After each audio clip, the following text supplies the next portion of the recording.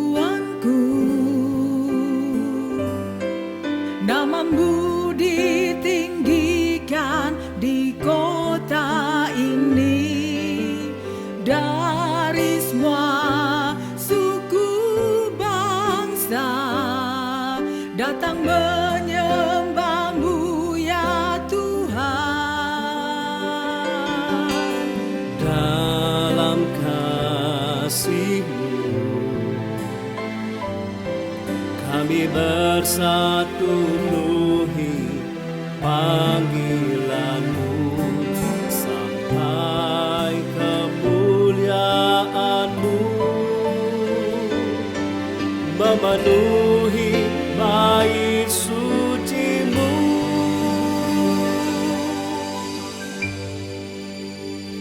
Ku bawa yang terbaik, persembahkan dalam rumah kemuliaan Tuhan. Mujizat dinyatakan luar biasa dalam rumah kemuliaan Tuhan.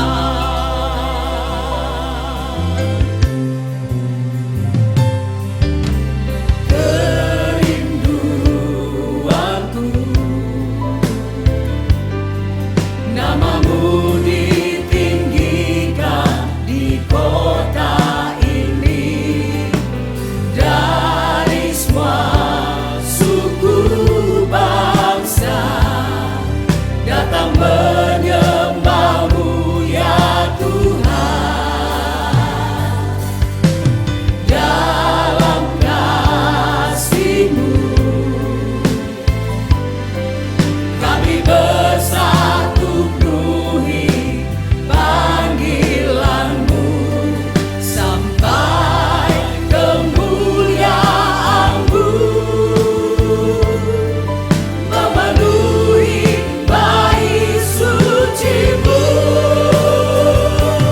Bawa yang terbaik, persembahkan dalam rumah kemuliaan Tuhan. Mujizat dinyatakan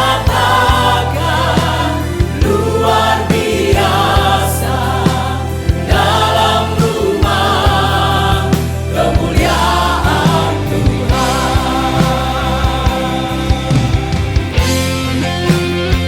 Inilah persembahan kami kepadamu ya Tuhan. Kami bawa yang terbaik di mesbah, di rumah ya Tuhan, sebagai persembahan yang kudus, yang hidup, yang berkenan di hadapan-Mu Tuhan.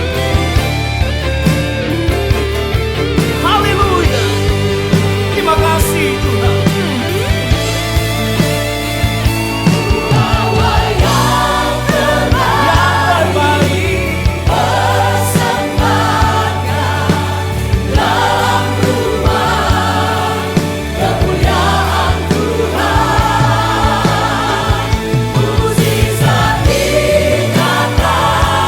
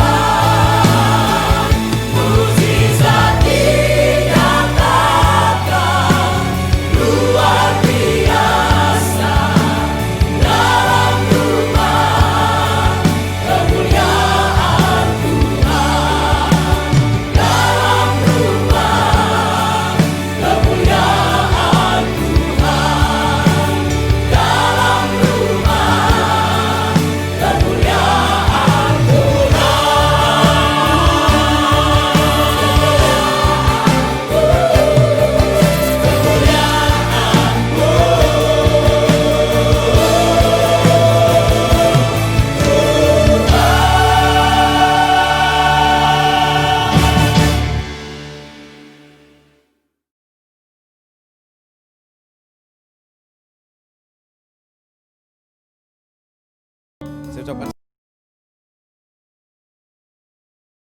Ibu persiapkan anggur perjamuan saudara karena hari ini kita ada perjamuan kudus. Mari sama-sama kita siapkan bersama anak, suami, istri. Mari sama-sama kita beribadah kepada Tuhan. Mari kita siapkan hati kita berdoa. Kami datang di hadapan-Mu Tuhan. Kami siap untuk beribadah kepada Tuhan. Kami sujud menyembah-Mu, memuji, memuliakan Engkau ya Tuhan Yesus. Mengagungkan Engkau Allah yang luar biasa. Allah yang hebat di dalam kehidupan kami. Terima kasih Tuhan buat setiap hari dalam kehidupan kami. Kau yang menyertai langkah kami. Kau yang bersama-sama dengan kami ya Tuhan. Terpujilah nama-Mu di dalam nama Tuhan Yesus. Ini setiap kami ya Tuhan. Ku berbahagia, yakin teguh, Yesus abadi kepunyaanku, aku warisnya, ku ditebus, ciptaan baru, Roh Kudus. Ku berbahagia, yakin teguh, Yesus abadi kepunyaanku, aku warisnya, ku ditebus, ciptaan baru, Roh Kudus. Aku bernyanyi bahagia, memuji Yesus selamanya. Aku bernyanyi bahagia, memuji Yesus selamanya. Pasrah sempurna, nikmat penuh, suka sorgawi melimpahiku, lagu malaikat amat merdu, kasih dan rahmat besertaku. Aku bernyanyi bahagia, memuji Yesus selamanya. Aku bernyanyi bahagia, memuji Yesus selamanya. Aku bernyanyi bahagia, memuji Yesus selamanya. Aku bernyanyi bahagia, memuji Yesus. Mari umat-umat Tuhan katakan, aku bernyanyi, aku bernyanyi bahagia, memuji Yesus selamanya. Aku bernyanyi bahagia, memuji Yesus selamanya. Mari sambil mengangkat tangan katakan, aku bernyanyi bahagia, memuji Yesus selamanya.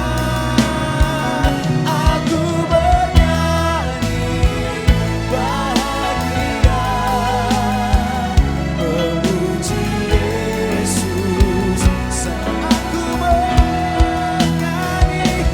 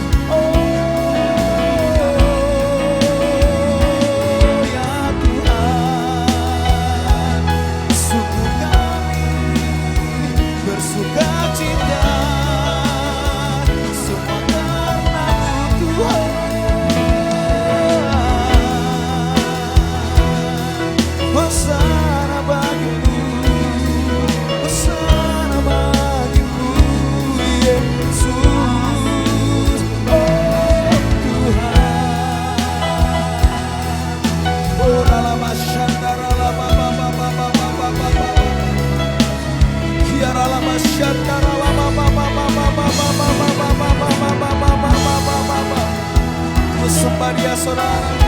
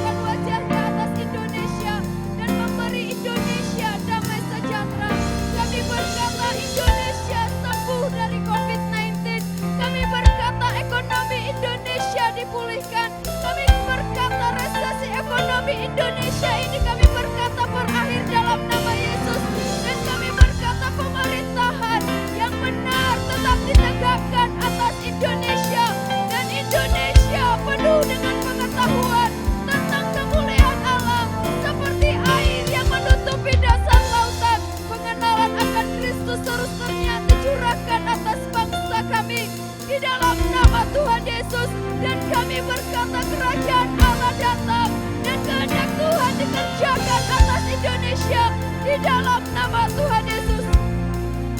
Kami berdoa buat setiap hamba-hambamu yang kau percayakan menjadi Bapa rohani kami Tuhan. Bapa Tuhan memberkati hambamu Pak Niko dan keempat wakilnya. Engkau memberkati hambamu Pak Gede Widiada dan kedua wakilnya Tuhan. Anugerah Tuhan senantiasa berlimpah. Kasih karunia Tuhan senantiasa berlimpah atas hamba-hambamu. Kekuatan mereka dibaharui hari demi hari di dalam hadirat-Mu. Mereka berjalan tidak menjadi lesu.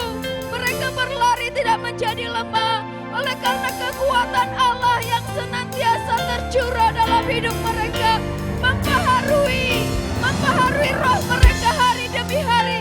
Sehingga kekuatan ilahi, tuntunan-tuntunan daripada Tuhan terus mendorong, menggerakkan hamba-hambamu untuk menggembalakan umat Tuhan yang kau percayakan untuk wadah ini Tuhan.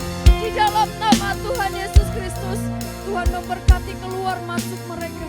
Dan biarlah kuasa-Mu menyertai pelayanan demi pelayanan, bahkan penggembalaan yang Tuhan percayakan bagi mereka.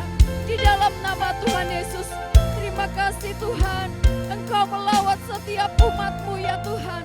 Pemulihan keluarga boleh terjadi di tengah-tengah umat-Mu. Generasi demi generasi dipulihkan, orang-orang tua dipulihkan, anak demi anak-anak dipulihkan, generasi-generasi muda dipulihkan.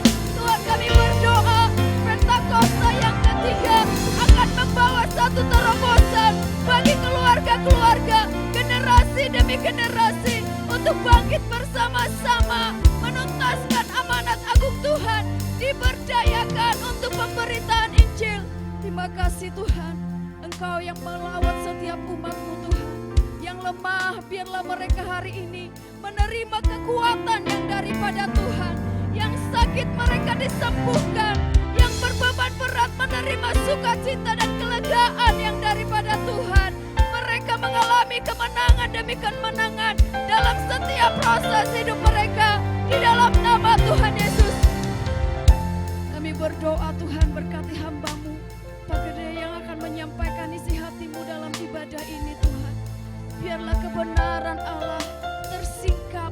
Kami berdoa pewahyuan-pewahyuan yang baru Engkau singkapkan bagi hamba-Mu. Pengajaran yang akan disampaikan menjadi makanan-makanan roh yang akan membawa pertumbuhan bagi setiap kami umat-Mu yang mendengarkan pengajaran ini di dalam nama Yesus.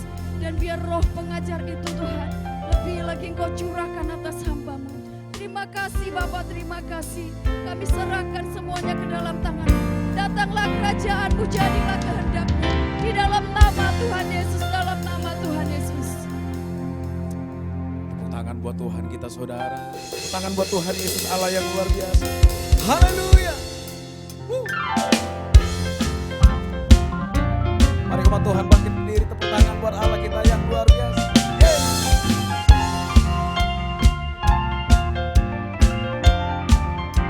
Mari sama-sama kita. Satukanlah hati kami memuji dan menyembah, oh Yesus, Tuhan dan Rajaku. Eratkanlah tali kasih di antara kami semua, oh Yesus, Tuhan dan Raja. Sekali lagi saudara katakan. Satukanlah hati kami untuk memuji dan menyembah, oh Yesus, Tuhan dan Rajaku. Eratkanlah tali kasih di antara kami semua, oh Yesus, Tuhan dan Rajaku.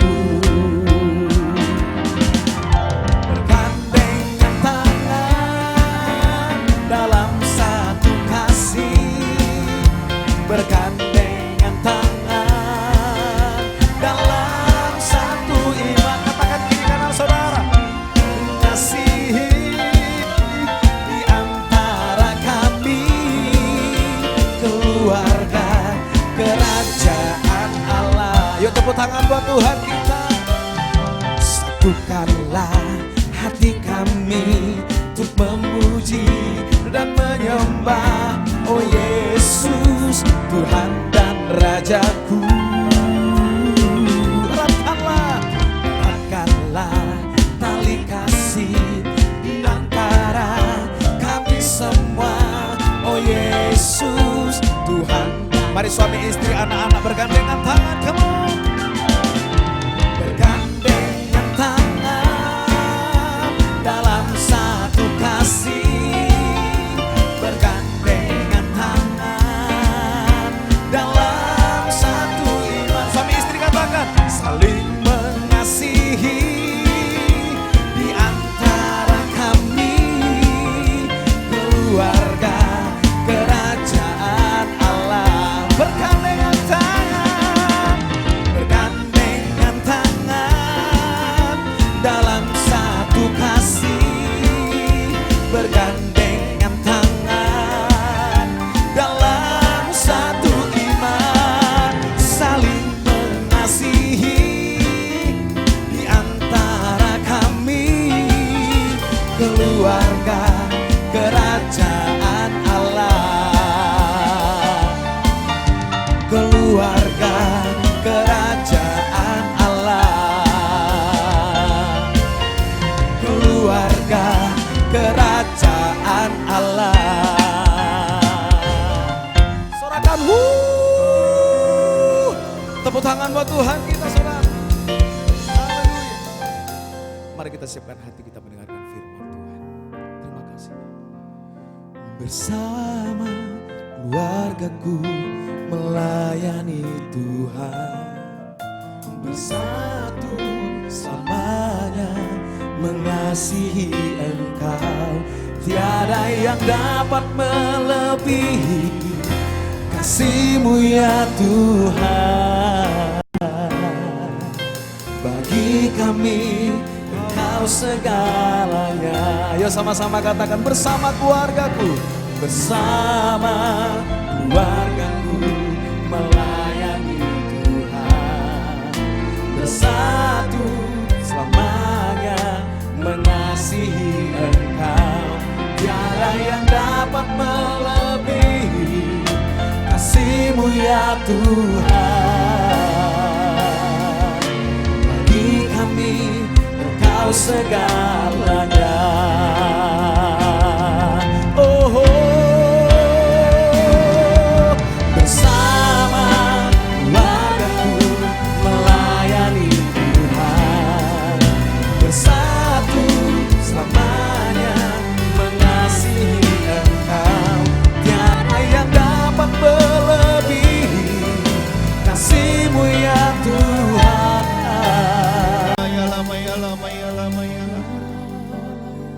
Bagi kami Engkaulah segala-galanya ya Tuhan. Kami mengucap syukur kepadamu. Kalau sampai hari ini Engkau menyertai kami. Kami memasuki bulan Juni ya Tuhan. Memasuki masa new normal. Tuhan, kami perlu tuntunan-Mu. Apa yang harus kami lakukan ya Bapa. Urapi setiap kami. Urapi jemaat-Mu ya Tuhan. Urapi para pemirsa yang ada di rumah-rumah atau dimanapun mereka berada. Urapan yang baru turun atas kami. Hamba-Mu yang menyampaikan isi hati-Mu Tuhan, Engkau urapi. Dalam nama Tuhan Yesus. Amin. Baik, shalom Bapak Ibu, saudara yang dikasihi oleh Tuhan. Saya ucapkan selamat beribadah dan saya berdoa kita semua dalam keadaan yang baik-baik saja. Nah, Bapak Ibu yang dikasihi oleh Tuhan, pagi ini saya akan memberikan tema sepanjang hari nanti saudara dengan tema harmonisasi pelayanan dan keluarga. Terambil dari Kisah Para Rasul pasal yang ke-10 ayat 1 sampai dengan ayat yang ke-48. Saya tidak membacakan secara keseluruhan, nanti beberapa ayat yang menyangkut tentang harmonisasi pelayanan dan keluarga. Nah, saudara, sebelum ke situ saya mau memberitahukan, bulan Juni kita memasuki bulan keluarga. Semua pesan-pesan Tuhan yang akan disampaikan oleh hamba-hambanya di gereja ini semua menyangkut tentang keluarga. Termasuk juga pesan pastoral yang setiap hari saya pesankan ya melalui media, semua menyangkut tentang keluarga. Jadi kita dapat belajar bersama-sama bagaimana hari-hari ini kita membangun keluarga kita yang kuat, yang sehat, yang melahirkan generasi ilahi yang sehat dan yang kuat. Nah, saudara, juga saya umumkan minggu depan tanggal 14 Juni 2020 kita akan menyelenggarakan ibadah perdana yang offline atau secara fisikal di Grand Elite Hotel. Jam ibadah yang sudah disesuaikan karena jam ibadah kita tidak 2 jam lagi, tetapi jam ibadah kita 1,5 jam sudah selesai. Jam ibadah yang pertama jam 7 dan yang kedua jam 9, yang ketiga jam 1 siang atau jam 13 dan yang jam keempat yaitu jam 17 atau jam 5 sore. Dengan memberlakukan protokol kesehatan dengan ketat. Ibadah disertai perjamuan kudus. Nah, yang tidak kalah penting Bapak Ibu Saudara yang beribadah itu wajib menggunakan masker dari rumah.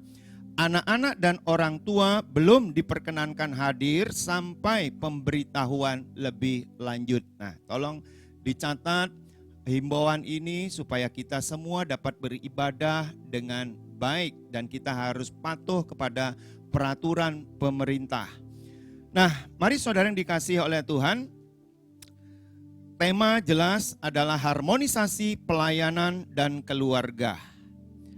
Sekarang pertanyaannya, harmonisasi itu apa?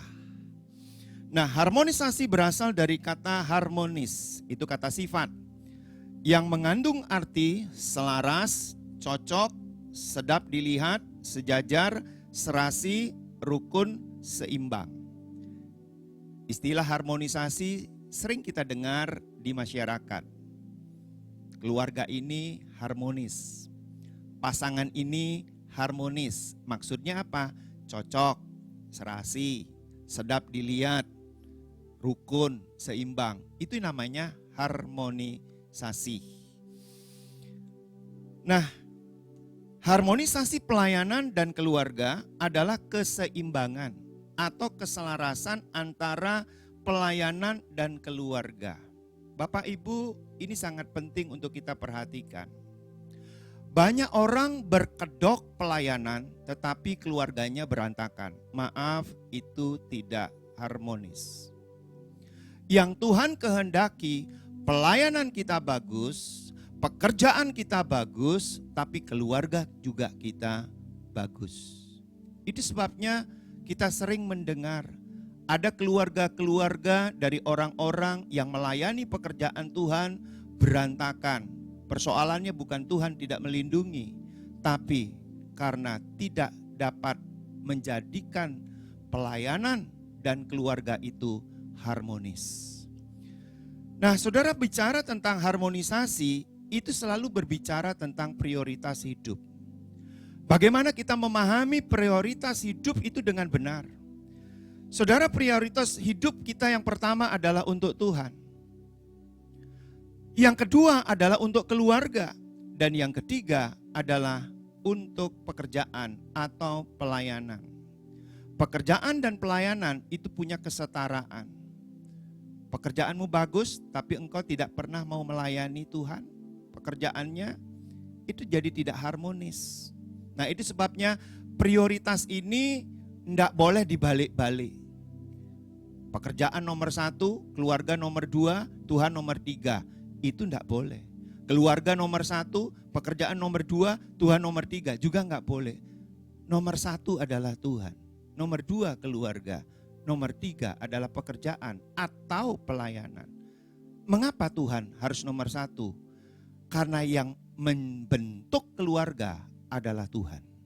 Kalau Tuhan tidak memberkati keluarga kita, maaf, keluarga kita nggak bisa diberkati. Kalau bukan Tuhan yang memberkati pekerjaan dan pelayanan kita, maaf, maka pekerjaan dan pelayanan kita nggak dapat diberkati oleh Tuhan. Mungkin engkau banyak uang, tapi engkau tidak berbahagia. Karena engkau tidak dapat menikmati uang itu.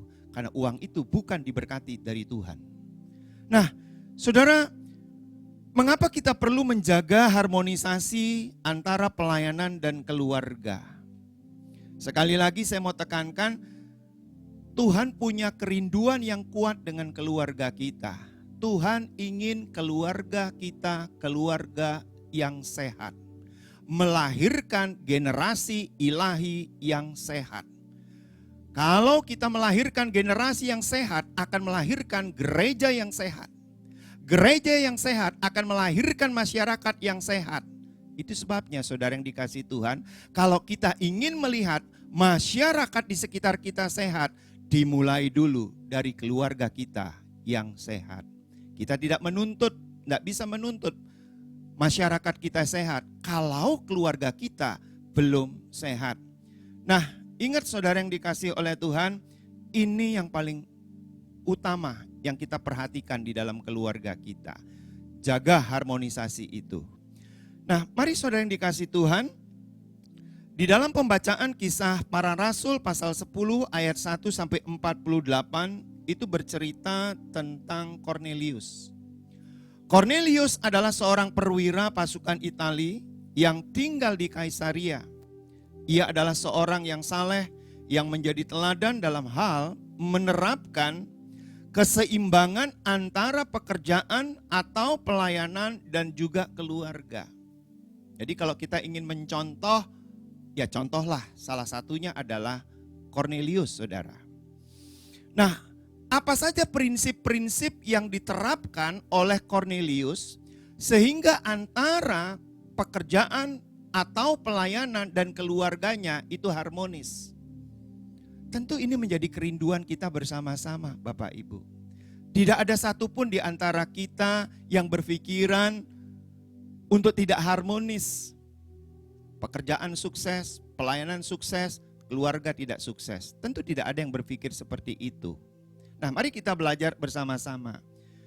Prinsip yang pertama yang dia terapkan adalah melayani sesuai karunia atau bekerja sesuai karunia. Ini penting Bapak Ibu. Banyak orang melayani tidak sesuai dengan karunia-Nya. Banyak juga orang bekerja tidak sesuai dengan karunia-Nya. Kenapa? Karena alasan tidak mempunyai penghasilan. Apa saja yang bisa dikerjakan, dia kerjakan. Maaf, prinsip seperti itu tidak pernah mendatangkan berkat dari Tuhan. Itu sebabnya kita harus memahami karunia apa yang Tuhan sudah beri kepada kita. Kalau saya boleh teliti dari Alkitab, pemahaman saya dari buku-buku yang saya baca, minimal setiap orang diberi oleh Tuhan satu karunia. Minimal. Untuk apa Tuhan memberi karunia itu? Supaya manusia dapat hidup efektif, dapat hidup produktif dengan karunia tersebut. Mari saya bacakan Kisah Para Rasul pasal 10 ayat yang kedua. Ia saleh, ia serta seisi rumahnya takut akan Allah, dan ia memberi banyak sedekah kepada umat Yahudi, dan senantiasa berdoa kepada Allah. Saudara, kalau dari firman Tuhan yang tadi kita baca, kita dengar, dengan jelas kita tahu apa yang menjadi karunia daripada Cornelius ini. Ia menjadikan seisi rumahnya itu takut akan Tuhan. Artinya apa? Dia mengajarkan kepada seisi rumahnya untuk takut akan Tuhan. Dan saya percaya dia setiap hari mengajar kebenaran itu kepada seisi rumahnya, sehingga seisi rumahnya takut akan Tuhan. Dan bukan hanya itu yang Tuhan beri kepadanya. Karunia apa lagi? Ia suka memberi sedekah kepada orang yang membutuhkan. Nah, saudara yang dikasihi Tuhan, salah satu alasan mengapa pelayanan itu bisa tajam, bisa efektif, adalah karena dilakukan sesuai dengan karunia. Ini penting saudara.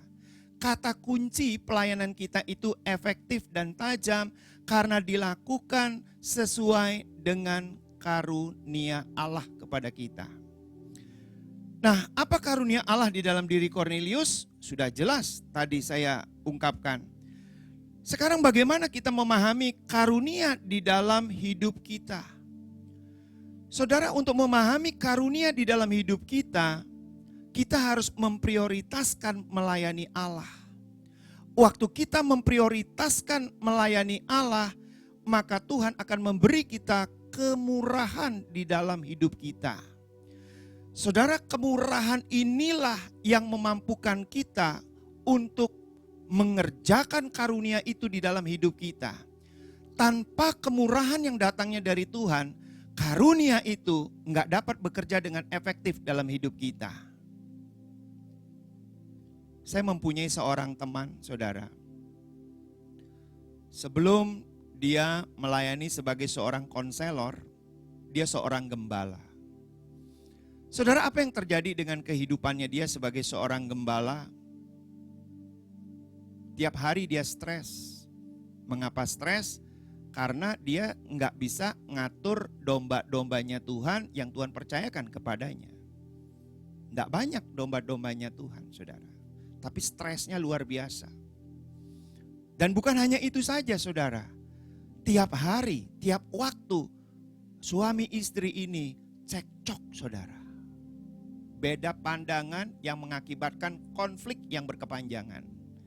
Tapi setelah dia melayani Tuhan, dalam doa, pujian, penyembahan, membaca firman Tuhan, mencari tahu apa karunia yang Tuhan beri kepadaku. Dan dia mendapatkan, dan dia memutuskan suami istri menjadi seorang konselor. Sekarang dipakai Tuhan luar biasa. Nah, saudara, kadangkala kita tidak paham. Kita pikir apa yang kita kerjakan hari ini itu sudah benar. Belum tentu. Itu sebabnya kita harus tanya kepada Tuhan. Tuhan, karunia apa yang Tuhan beri kepada saya? Supaya saya efektif, saya produktif di dalam melayani Engkau ya Tuhan. Supaya buah-buahnya itu nyata di dalam hidup kami. Dan orang lain pun merasakan buah-buahnya itu. Nah, saudara yang dikasihi oleh Tuhan Yesus, ini cara untuk kita mendapatkan karunia dari Allah. Mengetahui apa karunia itu, saudara. Nah, sebab itu saudara yang dikasihi oleh Tuhan, mari kita refleksi diri. Apakah saudara sudah mengetahui karunia Allah yang Tuhan beri kepada saudara? Ini penting. Dan kalau yang sudah tahu, bagaimana cara mengembangkan karunia Allah itu di dalam hidup kita? Saya mau membacakan supaya kita memahami di dalam Roma 12 ayat 6 sampai dengan ayat yang ke-8. Demikianlah kita mempunyai karunia yang berlain-lainan menurut kasih karunia yang dianugerahkan kepada kita. Jika karunia itu adalah untuk bernubuat, baiklah kita melakukannya sesuai dengan iman kita. Jika karunia untuk melayani, baiklah kita melayani. Jika karunia untuk mengajar, baiklah kita mengajar. Jika karunia untuk menasihati, baiklah kita menasihati. Siapa yang membagi-bagikan sesuatu, hendaklah ia melakukannya dengan hati yang ikhlas. Siapa yang memberi pimpinan, hendaklah ia melakukannya dengan rajin. Siapa yang menunjukkan kemurahan, hendaklah ia melakukan dengan sukacita. Jelas firman Tuhan ini mengungkapkan apa karunia kita. Saudara, Kornelius itu tahu apa yang menjadi karunia yang dibuat, yang harus dia lakukan melalui karunianya itu. Nah, yang kedua, prinsip yang dilakukannya oleh Kornelius apa? Karena dia tahu apa yang menjadi karunia yang Tuhan beri kepadanya, ia membawa orang lain mengenal Tuhan Yesus. Saudara, membawa orang lain mengenal Tuhan Yesus tidak harus menjadi seorang pengkhotbah. Ini yang dilakukan oleh Kornelius. Saya mau sharingkan ini. Kisah Para Rasul pasal 10 ayat 23 sampai dengan 24. Dikatakan begini, ia mempersilakan mereka untuk bermalam di situ. Keesokan harinya ia bangun dan berangkat bersama-sama dengan mereka. Dan beberapa saudara dari Yope menyertai dia. Dan pada hari berikutnya sampailah mereka di Kaisaria. Kornelius sedang menantikan mereka dan ia telah memanggil sanak saudaranya dan sahabat-sahabatnya berkumpul. Saudara, selain Kornelius itu memiliki kemurahan hati dengan cara dia memberi sedekah kepada orang yang berkebutuhan, ia memiliki kerinduan agar orang lain itu mendengar Injil Kristus. Yang menjadi persoalan adalah Kornelius itu tidak cakap, saudara. Di dalam dia melakukan yang disebut dengan penginjilan, memberitakan itu. Itu sebabnya dia memberi kesempatan kepada orang lain untuk memberitakan Injil. Bagian dari Kornelius adalah dia mengundang keluarganya, sanak saudaranya, dia mengundang sahabat-sahabatnya ke rumahnya, saudara. Saudara bisa bayangkan seorang perwira, saudara, mengundang keluarganya, mengundang sanak saudaranya, mengundang sahabat-sahabatnya. Kira-kira apa yang terjadi? Keluarganya datang, sanak saudaranya datang, sahabatnya datang. Saudara, kalau diberi kekuasaan oleh Tuhan hari-hari ini, mungkin engkau jadi pemimpin di sebuah perusahaan tertentu, sebuah lembaga tertentu, organisasi tertentu. Kita boleh contoh hal yang seperti ini. Mungkin kita tidak pandai untuk berkhotbah, kita tidak pandai menyampaikan firman Tuhan, tapi kita punya hati yang kuat, mengasihi jiwa-jiwa. Bagaimana semua orang yang ada di sekelilingku itu mendengar Injil. Kita bisa terapkan prinsip-prinsip seperti ini, saudara. Nah, saudara, Kornelius memberi kesempatan kepada Petrus untuk berbicara dan menyatakan kebenaran. Dan hasilnya apa, saudara? Hasilnya luar biasa. Turunlah Roh Kudus ke atas orang-orang yang mendengarkan pemberitaan itu. Saudara, ketika kita beri kesempatan kepada orang lain yang Tuhan urapi, yang Tuhan utus, yang Tuhan beri kasih karunia untuk menyampaikan firman Tuhan, untuk menyampaikan Injil itu, apa yang terjadi? Roh Kudus turun, menyertai orang itu, dan luar biasa, terjadi pertobatan yang luar biasa. Saudara yang dikasihi Tuhan, itu prinsip yang kedua yang dia lakukan. Tapi prinsip yang ketiga adalah memuliakan atau melayani Allah bersama dengan keluarga. Nah, saudara, saya garis bawahi. Memuliakan, melayani Allah bersama dengan keluarga. Kisah Para Rasul pasal 10 ayat yang 46 sampai 47. Sebab mereka mendengar orang-orang itu berkata-kata dalam bahasa roh dan memuliakan Allah. Lalu kata Petrus, bolehkah orang mencegah untuk membaptis orang-orang ini dengan air, sedangkan mereka telah menerima Roh Kudus sama seperti kita? Saudara melihat karya Roh Kudus di dalam kehidupan kerabat keluarganya dia, membuat mereka itu kemudian memuliakan Allah. Bukan hanya Kornelius secara pribadi yang memuliakan Allah, tapi seluruh keluarganya memuliakan Allah. Seluruh keluarganya melayani Tuhan, saudara. Ini yang luar biasa. Saudara yang dikasihi Tuhan, kadangkala saya masih banyak menjumpai peristiwa-peristiwa seperti ini dalam keluarga. Suami melayani Tuhan, istri tidak melayani Tuhan. Istri melayani Tuhan, suami tidak melayani Tuhan. Suami istri melayani Tuhan, anak-anak tidak melayani Tuhan. Persoalannya di mana, saudara? Persoalannya adalah ayah, suami, itu yang menggerakkan seluruh keluarganya untuk melayani Tuhan. Maaf, jangan dibalik. Bukan anak yang bergerak bersama dengan orang tua, bersama dengan ibu untuk melayani Tuhan. Mulai dari bapak, saudara.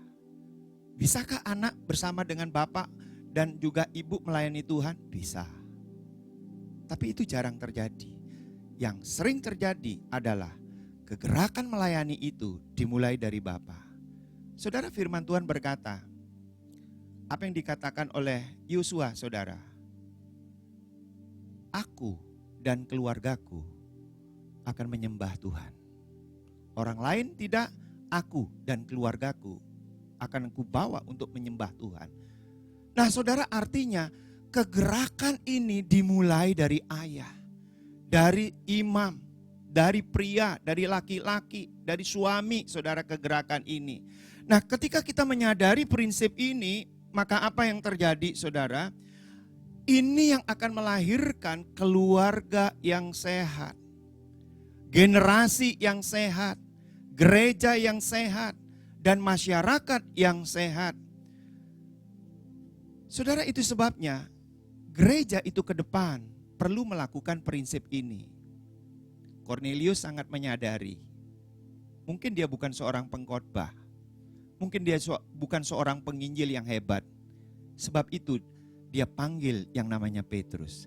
Silakan, kamu yang khotbah, kamu yang memberitakan Injil itu. Dan Roh Kudus turun melawat kerabatnya, saudaranya. Terjadi pertobatan yang luar biasa. Saudara, hari-hari ini kita mesti memahami prinsip-prinsip Tuhan ini. Nah, sekarang bagaimana dengan kita? Saudara, kita refleksi diri. Biarlah apa yang menjadi kesaksian saya yang singkat ini dapat juga kita bersama-sama melakukannya. Bagaimana saya juga menerapkan prinsip yang dilakukan oleh Cornelius ini, saudara, di dalam kehidupan kami, keluarga kami. Nah, saudara yang dikasihi Tuhan, pada waktu anak-anak kami masih bersama-sama dengan kami, karena usia 16 tahun anak-anak kami sudah harus keluar kota untuk dia melanjutkan studinya. Yang paling besar di Malaysia, yang kedua di Jakarta. Saudara, saya membiasakan setiap pagi saya, istri dan anak-anak melakukan mesbah doa. Ini kebiasaan kami dari dulu. Karena kami tahu bahwa pertemuan kami dengan Tuhan tidak ada cara lain melalui mesbah doa. Jadi kami bawa istri, anak-anak setiap pagi berdoa, memuji, menyembah, baca firman Tuhan. Ada masalah enggak? Ada, banyak masalahnya, saudara. Waktu anak-anak kami kecil, kami ajak dia mesbah doa. Belum 5 menit udah tidur di pangkuan ibunya. Karena anak kecil, saudara. Tapi saya percaya Roh Kudus tetap memimpin dia. Dia dengar itu pujian, penyembahan, doa. Dia dengar firman Tuhan yang saya taburkan pada waktu itu. Lama-lama Roh Kudus menjamah dia. Dari awal sampai akhir mesbah doa kami, dia memandang Tuhan begini. Dia melihat terus, gak tidur lagi, saudara. Itu perlu campur tangan Roh Kudus, saudara. Tapi sebagai ayah, sebagai bapak, sebagai suami, gak putus asa, saudara. Terus menerus. Tapi yang sering menjadi masalah adalah suami tidak berfungsi sebagai imam.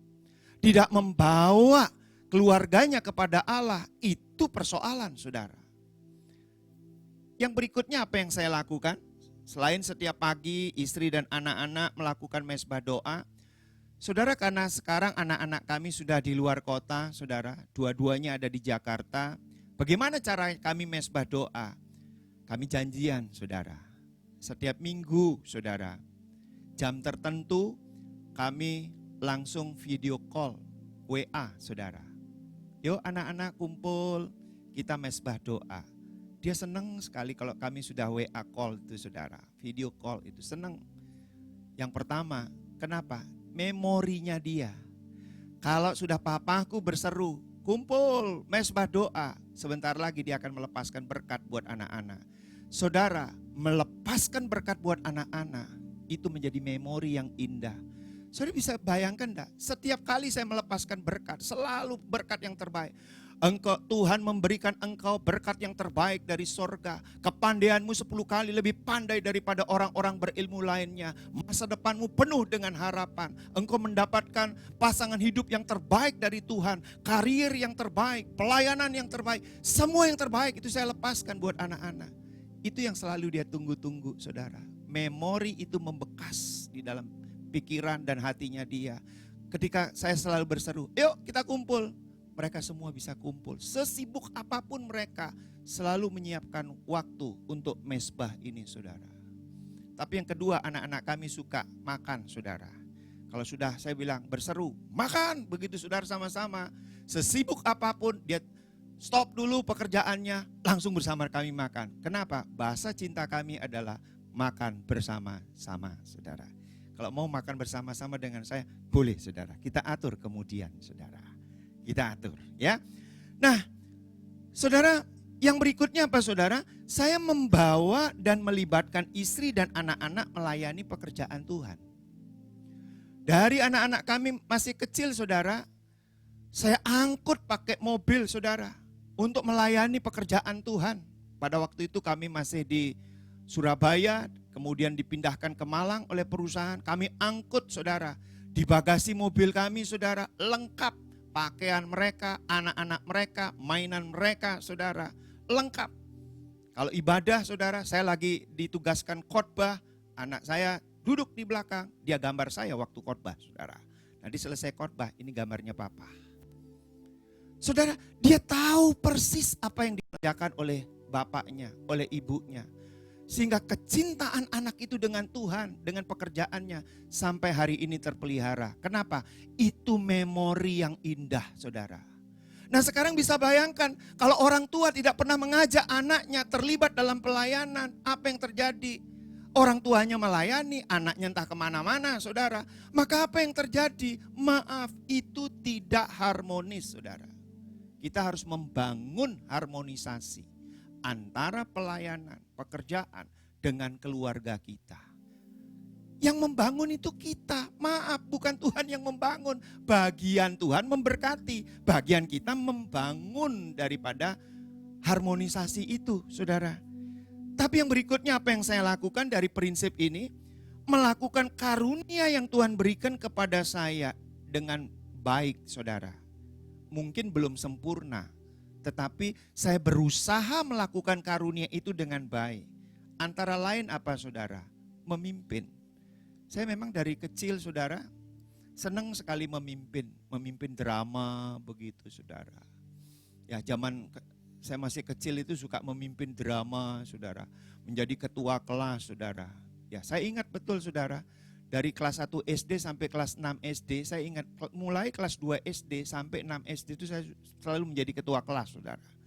Nah jadi rupanya bakat memimpin itu sudah dari kecil saudara.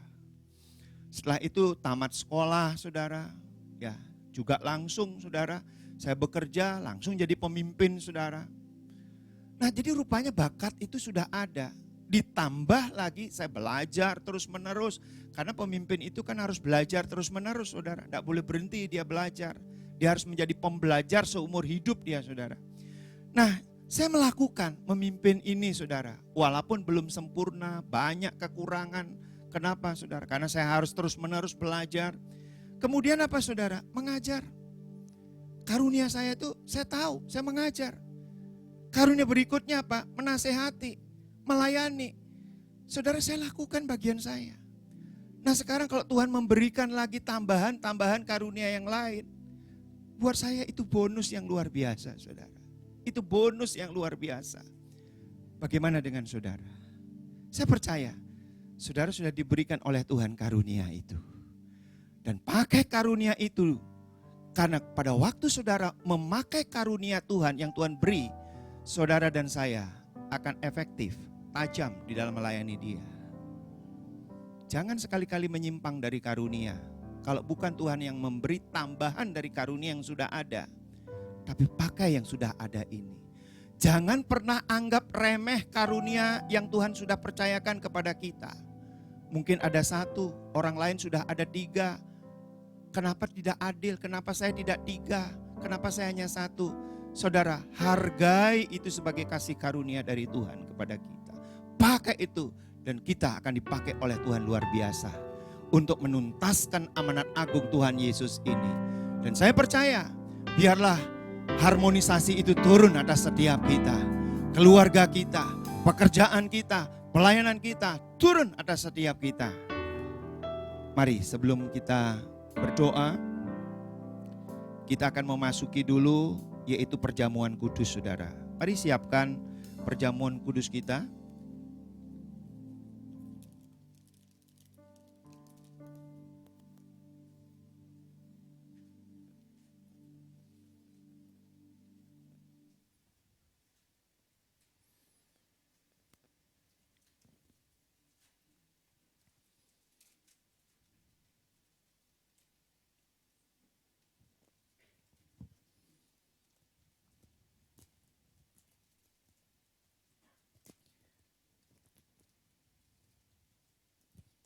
Mari saudara yang dikasihi oleh Tuhan, yang sudah mendapatkan roti dan anggur, mari kita angkat bersama-sama roti ini.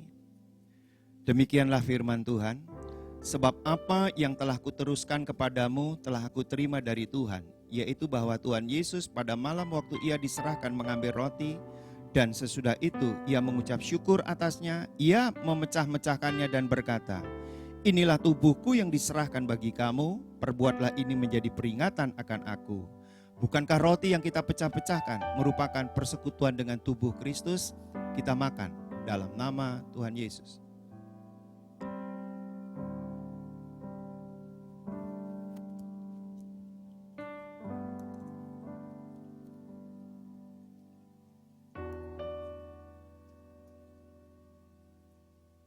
Mari kita angkat anggur ini saudara. Cawan ini kita angkat. Demikian juga ia mengambil cawan sesudah makan, lalu berkata, cawan ini adalah perjanjian baru yang dimeteraikan oleh darahku. Perbuatlah ini setiap kali kamu meminumnya menjadi peringatan akan aku. Bukankah cawan pengucapan syukur yang atasnya kita ucapkan syukur merupakan persekutuan dengan darah Kristus? Kita minum dalam nama Tuhan Yesus.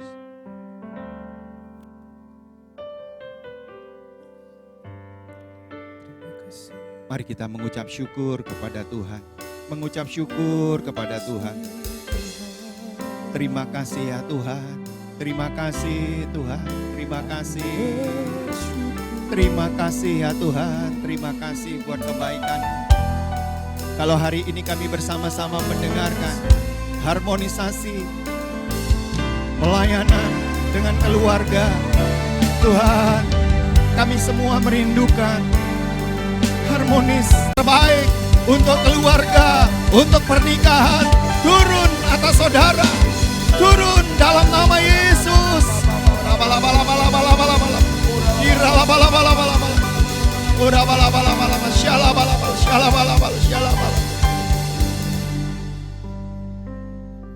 Bersama keluargaku melayani Tuhan, bersatu selamanya mengasihi Engkau. Tiada yang dapat melebihi kasih-Mu ya Tuhan. Bagi kami Engkau segalanya. Bersama keluargaku, bersama keluargaku melayani Tuhan, bersatu selamanya mengasihi Engkau. Tiada yang dapat melebihi kasih-Mu ya Tuhan.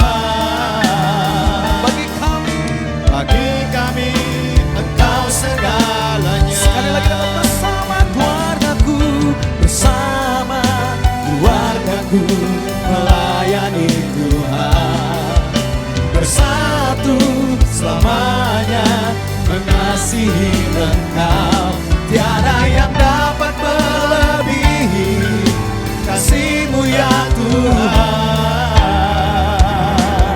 Bagi kami Engkau segalanya. Bagi kami Engkau segalanya. Bagi kami Engkau segalanya.